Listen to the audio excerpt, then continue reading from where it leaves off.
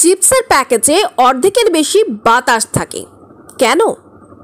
কম বেশি সবাই আমরা চিপস পছন্দ করি। প্যাকেট দেখে মনে হয় যেন প্রচুর চিপস আছে প্যাকেজে। তারপর যখন খুলি দেখতে পাই অর্ধেক প্যাকেটই বাতাস দ্বারা পূর্ণ। অগত্যা সেই পরিমাণ চিপস দিয়েই মনকে খুশি করতে হয়। অনেকেই মনে করে প্রস্তুতকারক মুনাফা অর্জনের জন্য ইচ্ছাকৃতভাবে এটি করে থাকে। তবে আসল ব্যাপারটি জানলে আপনিও বুঝতে পারবেন কি উদ্দেশ্যে সাধারণত এটি করা হয়ে থাকে। আসলে এর পেছনে রয়েছে চমৎকার এক বৈজ্ঞানিক ব্যাখ্যা। চিপসের প্যাকেটের ভেতরে বাড়তি বাতাসকে বলা হয় স্ল্যাক ফিল। চিপসের প্যাকেট আপনার হাতে আসার আগে তাকে ফ্যাক্টরি সদর দরজা পেরিয়ে অনেক পথ অতিক্রম করতে হয়।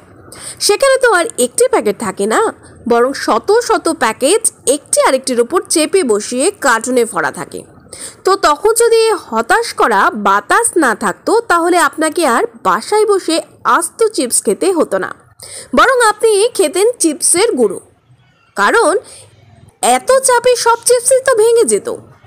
প্যাকেটের ভেতরে বাতাস কিন্তু সাধারণ বাতাস নয়, এখানে ভরা হয় নাইট্রোজেন। অক্সিজেনের প্রভাবে চিপস নষ্ট হয়ে যায়। এছাড়া তেলেও দেখা দেয় দুর্গন্ধ, সেই সাথে বাতাসের আর্দ্রতা চিপসকে ড্যাম করে দেয়। ফলে সেই চিপসকে কোনো মজাই আর পাওয়া যাবে না।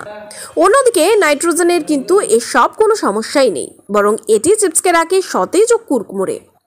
এভাবেই চিপসের প্যাকেজের বাতাস আমাদেরকে হতাশ করে রক্ষা করে আসছে আমাদের প্রিয় চিপসকে।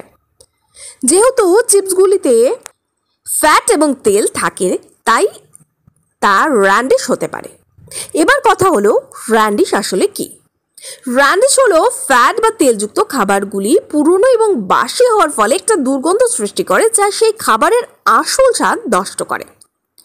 র্যান্ডিশে হলো এক জৈব রাসায়নিক বিক্রিয়া। ফ্যাট অক্সিডাইজড হওয়ার পর দুর্গন্ধযুক্ত এবং ভিন্ন স্বাদ তৈরি করে, যার ফলে খাবারটি গ্রহণের পক্ষে অযোগ্য করে তোলে।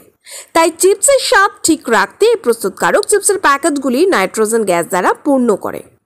যেহেতু নাইট্রোজেন গ্যাস ফ্যাট এবং তেলের সাথে বিক্রিয়া করে না, তাই চিপসগুলি র্যান্ডিসিটি থেকে নিরাপদ।